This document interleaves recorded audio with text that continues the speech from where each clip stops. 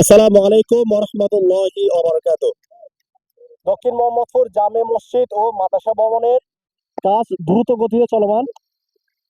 দেখতে পাচ্ছেন আমি এখন যেখানে দাঁড়িয়ে আছি এটা হচ্ছে মসজিদের মূল ভবন। মসজিদের মূল ভবনের নিচের কাজ প্রায় শেষের দিকে, আর অল্প কিছুদিনের মধ্যে ছাদ ঢালাইয়ের কাজ শুরু হবে ইনশাআল্লাহ। এর পাশে আছে, এইটা হচ্ছে মাদ্রাসার মূল ভবন। এই মাদ্রাসার মূল ভবনের কাজও খুব দ্রুত গতিতে চলমান। দেখতে পাচ্ছেন আমাদের কাজ কতটুকু, মাদ্রাসা একদম প্রায় হয়ে গেছে আর কি।